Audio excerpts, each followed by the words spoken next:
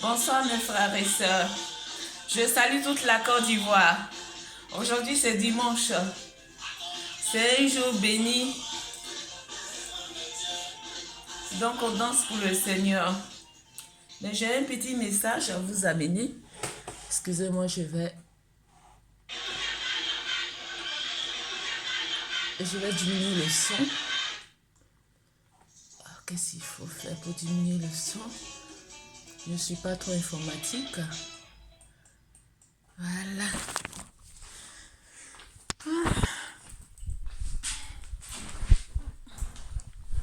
Salut frères et sœurs de la Côte d'Ivoire. Ça va?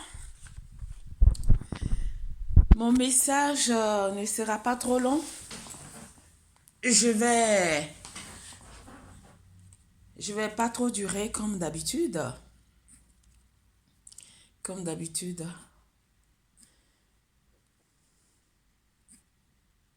Je suis en train de regarder le.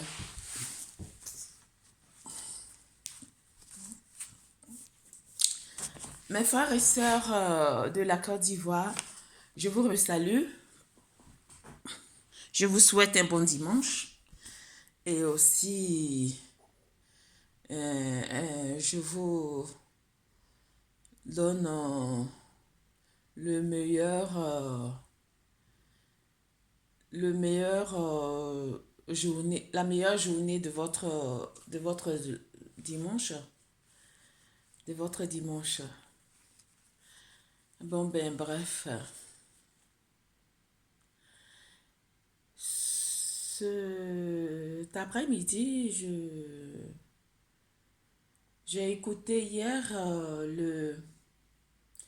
le discours d'un ami de Johnny Pacheco.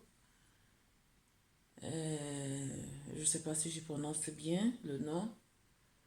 Mais il a dit des choses vraiment qui est vrai au sujet de Johnny Pacheco. Je ne comprends pas pourquoi les gens s'acharnent sur ce jeune-là. Moi, je pense que je le suis souvent. J'ai l'habitude de regarder ses vidéos. J'ai l'habitude de regarder ses vidéos. Je vois que tout ce qu'il dit, c'est cohérent. Je m'explique. Excusez-moi, je vais fermer mon... Voilà. Tout ce qu'il dit, c'est cohérent. Parce que Johnny Pacheco, au début, quand je l'entendais parler, je me suis dit qu'il était quelqu'un qui avait un camp. C'est-à-dire qui avait un parti pris, excusez-moi. Mais au fur et à mesure, quand je l'entends, je vois que c'est quelqu'un vraiment qui aime son pays. C'est quelqu'un qui veut vraiment aider son pays. Donc, il passe par la voie du dialogue au niveau Internet, au niveau Facebook, pour pouvoir donner son idée à lui. Voilà, son idée à lui. Aussi, essayer de communiquer à d'autres personnes comme moi, par exemple, qui n'est pas là en train de lire les journaux et tout. Mais je m'informe, hein. Je ne regarde pas les gens aveuglement. Mais de temps en temps, je passe sur YouTube. J'essaie de me documenter un peu. Je vois des différents personnes qui parlent de la Côte d'Ivoire pour ce qui se passe, pour ce qui se passe en Côte d'Ivoire. Donc, au sujet de Johnny Pacheco, je fais cette interview-là pour Johnny Pacheco parce que j'ai trouvé que ce jeune a vraiment, il aime beaucoup son pays. On ne peut pas être droit, on ne peut pas être saint, on ne peut pas détenir la vérité si ce n'est pas le Seigneur Jésus-Christ qui détient la vérité. Mais j'ai entendu beaucoup dans ses messages, j'ai vu qu'il y a des choses qu'il dit, il y a beaucoup de choses qu'il dit qui est vrai. Donc, arrêtez vraiment de le salir et de parler mal de lui comme s'il était un monstre. Je le trouve pas un monstre, je le trouve quelqu'un vraiment de formidable, quelqu'un d'intelligent qui, malgré qu'il est de l'Ouest, il ne prend pas de parti pris. Il ne dit pas que c'est parce qu'il est bêté, que il soutient Gbagbo. Et il dit les choses vraiment, les critiques qui ne va pas en Côte d'Ivoire, il le dit et amener à nos frères politiciens, les amener à changer leur manière de voir la politique, aussi leur manière vraiment de conduire la politique. Et moi, je trouve ça vraiment formidable de la part de Johnny Pacheco, si je prononce ça mal. Excuse-moi, Johnny. Donc, je lui tire mon chapeau, vraiment, arrêtez vraiment de la sceller. Et j'ai entendu aussi qu'il y a un jeune qui l'a traité de une erreur humaine. Ça, vraiment, ça m'a écœuré parce que je me dis que c'est pas possible. C'est pas possible que celui qui vient de dire ce mot monstrueux à Johnny Pacheco, qu'il est une nature, la nature humaine, une horreur de la nature humaine, ça vraiment, je souhaite pas même à mon pire ennemi. Donc, je pense que celui qui vient de dire ce message monstrueux qui repart sur le départ de sa parole et qu'il demande des excuses à Johnny, il demande des excuses à Johnny pour cette parole qu'il vient de dire à son sujet, que ce n'est pas normal, là, il n'a qu'à se mettre à la place de Johnny. Johnny n'est pas né d'une nature, une erreur de nature humaine. Johnny est né d'une femme comme lui, qui est née d'une femme aussi, ou celle qui est née d'une femme, a parlé mal de Johnny. Et je peux comprendre, mais le traiter d'une erreur, une erreur de nature humaine, je trouve ça que c'est diabolique, et que c'est inhumain. Le fait même qu'il ouvre la parole pour pouvoir dire vraiment ce genre de sujet-là, ce genre de parole, c'est vraiment monstrueux de sa part. Donc vraiment, je tolère pas ça. Donc, je demande à Johnny Pacheco de continuer toujours son combat dans ce sens-là, sur ses critiques, parce qu'on a besoin d'un homme comme ça, comme Johnny Pacheco et ses groupes, de pouvoir vraiment donner des critiques, des choses vraiment, avoir ce courage pour donner des critiques des peuples, des politiciens africains et les politiciens ivoiriens, leur manière de gérer et de conduire la politique. Hein? Donc, ce sont des personnes vraiment que je les tire le chapeau et que je les donne beaucoup de courage et je les salue, qui continuent vraiment les combats et qu'un jour, le combat qu'ils mènent, je crois que ça sera payé. Euh, voilà, donc je lui soutiens de ses idées et tout. Voilà pourquoi j'ai fait cette vidéo pour pouvoir dire que vraiment j'ai entendu parler de ce qui s'est passé à son sujet. J'ai trouvé que c'est monstrueux, j'ai trouvé que ce n'est pas vraiment bien à son égard. Et que à chaque fois quand il est sur des vidéos, il risque sa vie, il risque la vie de ses parents, il risque la vie de sa famille, il risque la vie de ses enfants. Donc, il ne faudrait pas que pour des sujets politiques, celui-là va s'élever pour pouvoir, on peut critiquer, mais aller dire que vraiment des choses horribles comme ça à son sujet, je trouve que vraiment, c'est pas normal et je trouve que c'est pas bien. Entre nous, les Ivoiriens, on doit peser vraiment ce côté-là. On doit chercher à s'unifier, on doit chercher à être un pour pouvoir avoir un combat unique, un combat de démocratie, un combat vraiment de justice, un combat de droit, afin de pouvoir mener la Côte d'Ivoire dans un pays démocratique, dans un pays de droit, dans un pays civil, dans un pays de respect. Voilà. Donc, voilà mon message de ce soir. Euh, voilà. Je parlais au sujet de monsieur, au nom de monsieur Johnny Pacheco, parce que j'ai pas apprécié vraiment euh, ce qu'ils ont dit à son encontre, et ça m'a pas plu. Ça m'a pas plu du tout. Voilà pourquoi je fais cette vidéo. Donc, Johnny, si tu m'entends, je te souhaite beaucoup de courage, je te souhaite beaucoup de force. Non molare, comme on dit en italien, non molare, si, signore, non molare, sono con te, et forza. Voilà. C'était mon message au sujet de Johnny Pacheco. Donc, je reviens vers mes frères politiciens. Comme ce que Johnny Pacheco disait au niveau du président Gbagbo, moi, j'ai trouvé que ce qu'il disait, c'était tellement normal, c'était tellement loyal, c'était tellement simple qu'on n'a pas besoin de faire des tapages.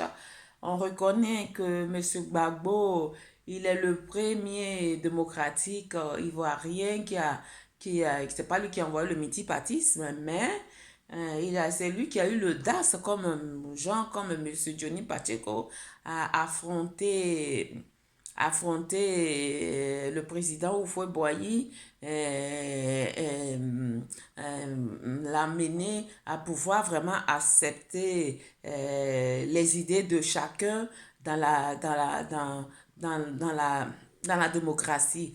Et aussi, le président Houphouët-Boigny, père à son âme, il a vu vraiment que c'était quelque chose vraiment qui était normal. Donc, il n'a pas cherché à faire ce qui se passe vraiment, qu'on voit maintenant en Côte d'Ivoire avec les différents politiques qui veulent vraiment ressembler au père de la nation, le père de la nation, Félix Houphouët-Boigny.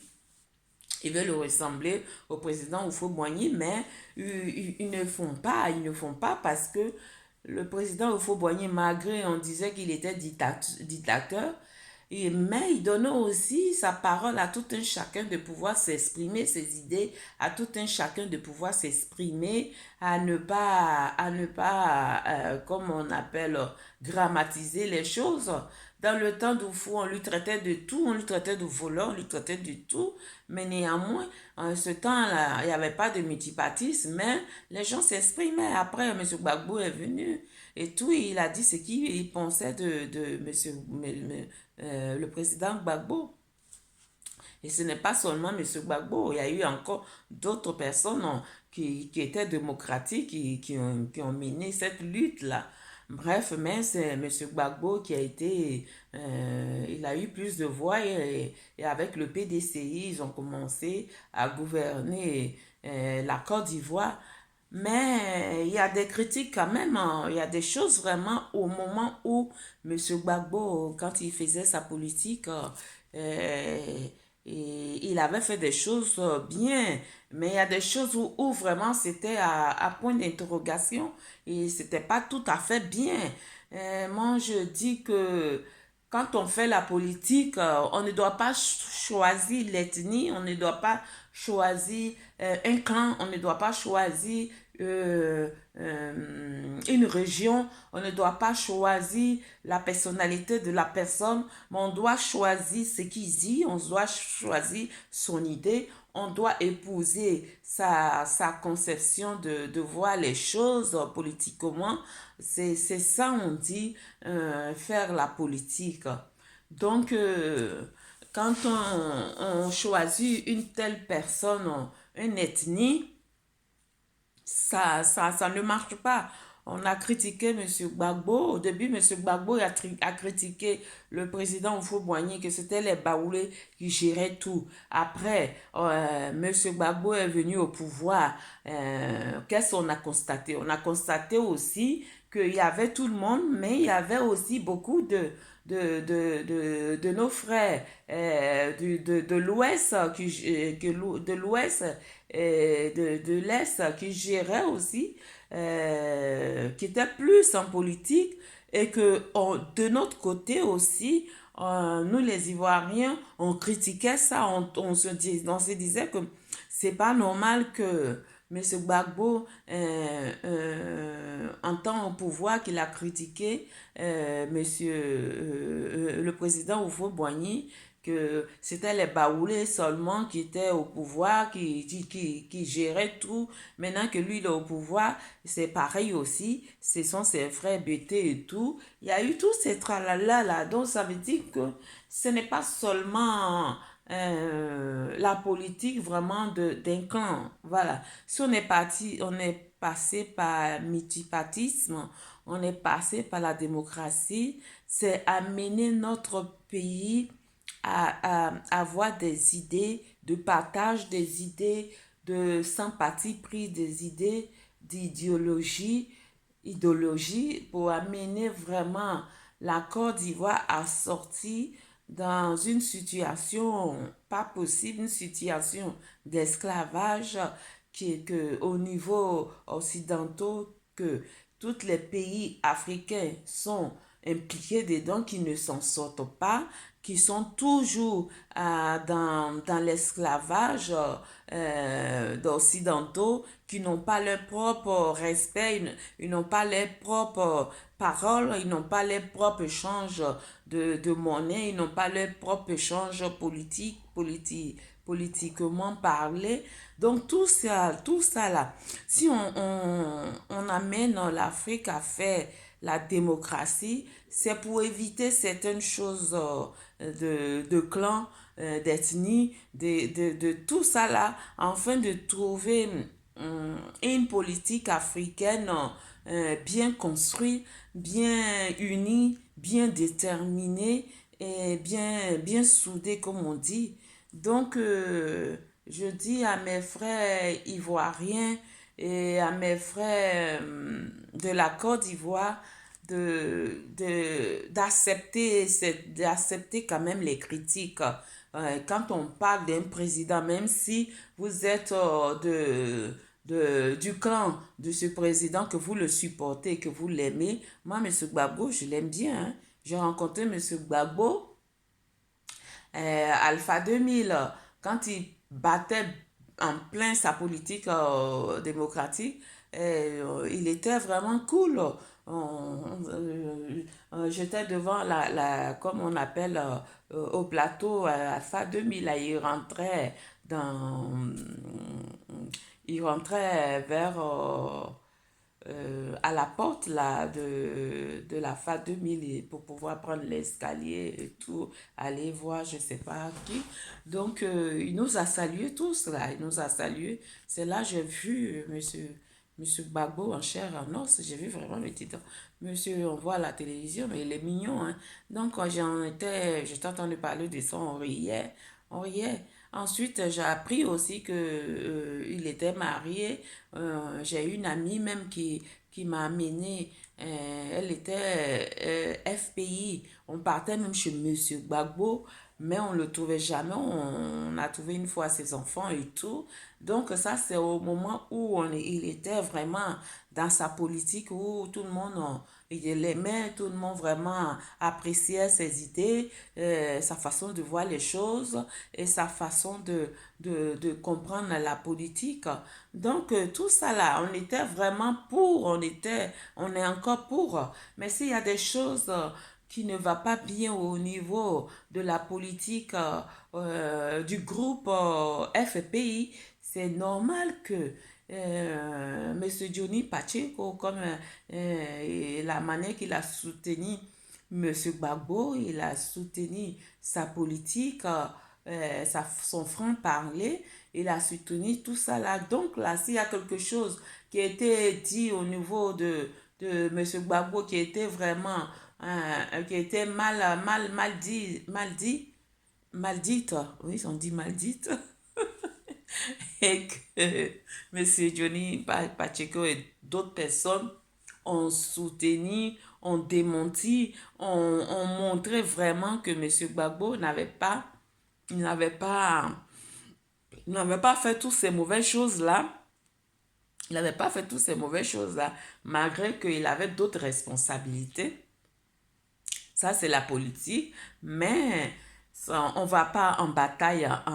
Une seule personne ne va pas en guerre. C'est deux personnes qui vont en guerre. Donc, s'il y a quelque chose, c'est normal que ce sont les deux personnes qui doivent vraiment trouver des consensus, des solutions, de pouvoir vraiment abaisser comme on appelle, abattre,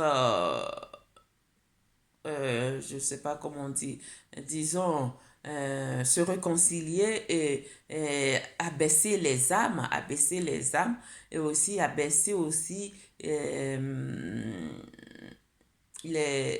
tout ce qui est critique de mauvaise gouvernance. C'est ces deux parties qui doivent vraiment trouver des consensus, des solutions pour ça. Ça n'a pas été, ça n'a pas été. Donc là, si aujourd'hui, Monsieur Gbagbo est sorti de cette situation, même il n'est pas rentré en pays, qu'il est en Belgique, Dieu va faire qu'il va rentrer aussi. Mais de grâce, pour le moment, il est encore là-bas. Il a donné une certaine responsabilité à Monsieur Afi N'Guessan de pouvoir gérer son parti, FPI, même si lui, il est encore ailleurs. Donc, moi, j'estime qu'en pouvoir faire tout cela, je crois qu'entre eux, FPI de cette partie-là, ils ont voté quelque chose, ils ont voté une loi, ils ont voté un arrêt au niveau de l'FPI. Donc, j'estime que si M. Gbagbo doit se représenter en tant que président de FPI, il y a des choses vraiment qui sont vraiment normales, qui sont vraiment authentiques, qui sont vraiment droits, que M. Gbagbo doit passer par là pour pouvoir dire, bon, moi je suis rentré en Côte d'Ivoire, je ne suis plus président, j'aimerais passer comme on appelle, faire une réunion ou bien un truc pour pouvoir présenter ma candidature en tant que président de FPI et puis aller de l'avant et gérer mon parti comme il se doit. Mais il n'y a pas eu ça. Monsieur le président Gbagbo, il est encore en Belgique. Monsieur Afi N'Guessan, il attend de gérer la politique de l'ensemble de FPI. Donc, la moindre des choses, c'est même si vous avez des partis pris, vous avez des incompréhensions, c'est pas en ce moment-là où vous devez vraiment parler de ça.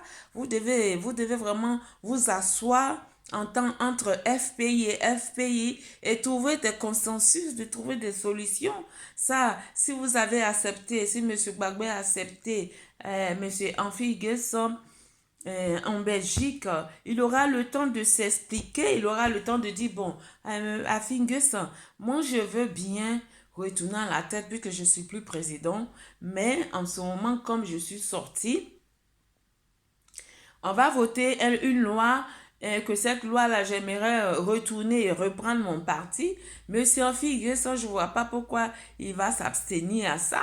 Il va trouver que c'était un dialogue vraiment de démocrate, un dialogue réciproque, un dialogue où il va aller communiquer à ses différents adeptes du parti et ils vont trouver des consensus, ils vont trouver vraiment des solutions à ce problème-là, de pouvoir vraiment donner le flambeau au président Gbagbo. Il y a aussi sa femme aussi qui fait la campagne, et elle va de ville en ville, de région en région, de pouvoir vraiment parler de la paix, de parler vraiment de la paix. Tout ça aussi, ce sont des choses que on cultive en bas puisqu'il y a eu vraiment plein de choses vraiment qui s'est passé. Donc, dans un premier temps, on passe par tout de pouvoir vraiment demander pardon à, à, à, à sa région, à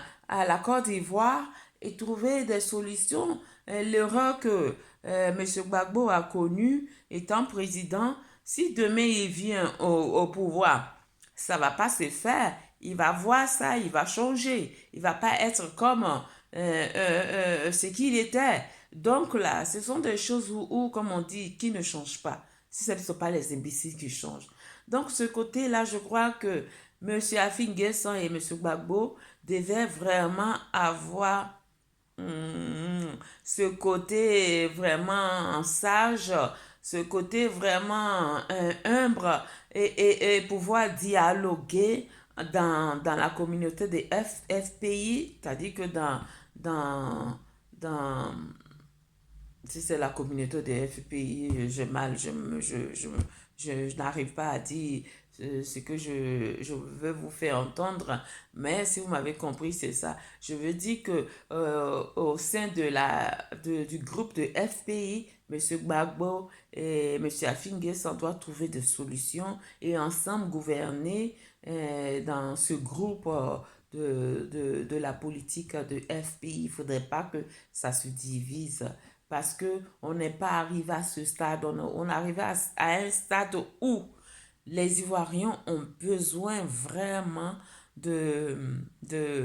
comme on appelle, de paix, de réconciliation et beaucoup de patience, d'amour dans tout ce qu'on va faire comme politique parce que on arrive à un stade où vraiment on voit vraiment des choses vraiment horribles, horribles au niveau du gouvernement actuel. Moi, par exemple, Monsieur Alassane Ouattara, au début, vraiment, avait ces idées qui disaient, je trouvais que c'était vraiment ce qu'il disait, c'était vraiment bien. Je me disais que, oh, au moins celui-là, il va venir vraiment sortir la Côte d'Ivoire dans certaines situations. Et surtout qu'au niveau économie, il a fait l'économie, donc ça veut dire qu'il sait gérer. Il sait gérer. Et tout ça là, il y a des choses vraiment qui étaient concrétisées au niveau d'Alassane Ouattara, mais il y a beaucoup de choses vraiment qu'on voit, ce qu'il reprochait à Gbagbo, et c'est ce qu'il est en train de faire. Et pire encore, il fait des choses vraiment pires.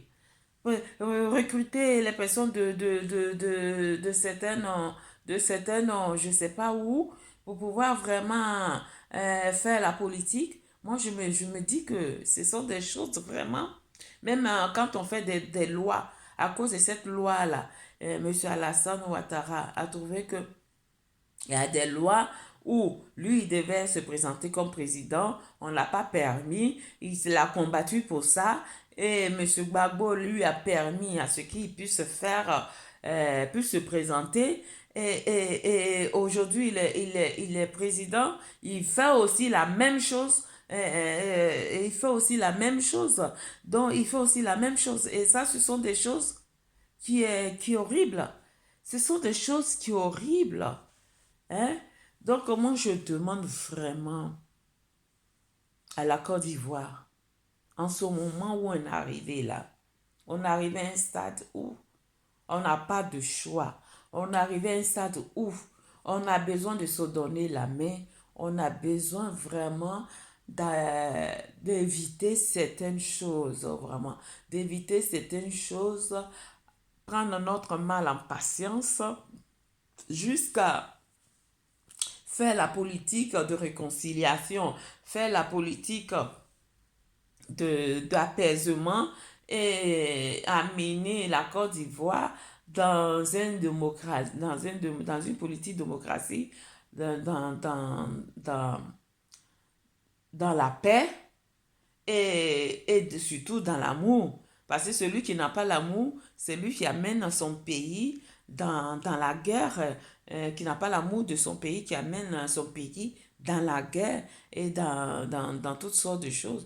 Donc là, je demande aux Ivoiriens, les politiciens ivoiriens, vraiment de prendre conscience et de chercher à s'unir vraiment, à trouver des consensus, à trouver vraiment des choses vraiment, afin que 2020, on puisse voter, chacun puisse voter son président. Voilà, chacun puisse voter son président. Moi, personnellement, mon idée à moi, je ne vous demande pas comment on appelle, là, de, de voter un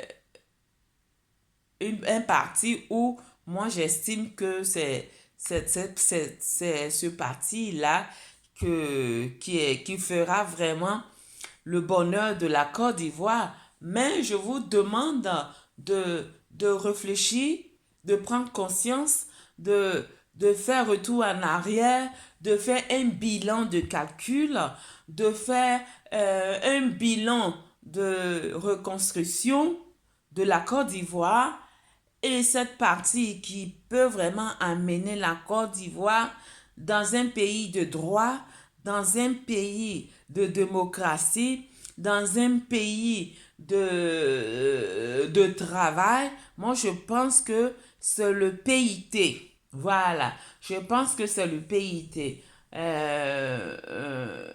Je ne dis pas que je ne dis pas que parce que je connais des personnes qui sont dans le PIT, donc forcément, ou alors je suis dans le PIT, ou alors je veux que tout le monde adhère au PIT, mais j'ai vu que le Parti ivoirien des travailleurs de la Côte d'Ivoire, c'est un parti vraiment, ils sont peu, mais ils sont concrets, ils sont cohérents dans leur dialogue et dans leur politique. Ce sont des personnes qui n'ont pas de parti pris, ce sont des personnes qui n'ont pas, qui ne font pas la politique pour une ethnie, mais ce sont des partis qui ne font pas la politique parce qu'ils sont du groupe de un seul clan, mais le parti des travailleurs, le parti ivoirien PIT, c'est un parti vraiment, moi je pense, je demande à tous les Ivoiriens, vraiment, moi c'est mon idée, je demande à tous les Ivoiriens de refaire une construction comment on appelle, de, de critique, une construction d'esprit.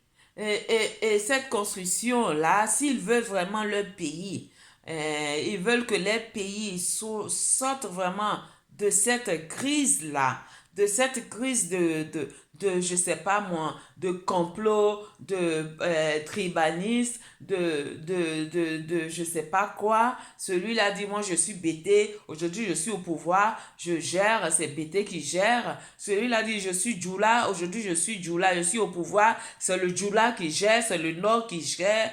Tout ça là, ça n'a qu'à prendre fin. Celui-là dit, je suis Baoulé et c'est le Baoulé qui gère. Tout ça là, ça n'a qu'à prendre fin. Et moi, j'estime que celui qui peut sauver la Côte d'Ivoire, c'est le Parti ivoirien des travailleurs, le PIT. Je dis bien le PIT. C'est le PIT qui peut vraiment sauver et d'autres partis qui n'ont pas de nom, qui n'est pas reconnu internationaux, et ces partis-là, ils veulent vraiment fonder un truc bien déterminé,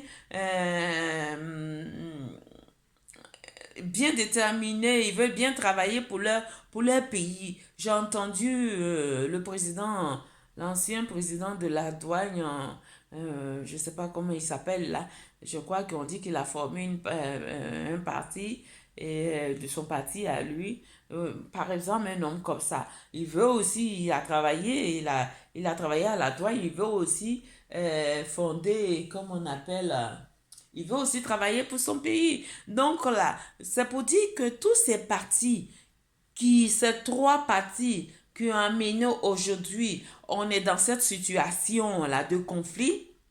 Moi, je pense qu'il est temps maintenant, vous les Ivoiriens, vous avez un cerveau, vous avez de l'intelligence, vous avez des discernements. Hein? Ne soyez pas pris par votre émotion, ne soyez pas pris par votre manière de voir les choses comme si non, non, non, c'est un béton, on doit le soutenir, même s'il est mal, il n'est pas mal, on doit le soutenir, même si il a fait bien, il n'a pas fait bien, on doit le soutenir. Ne voyez pas la politique comme ça.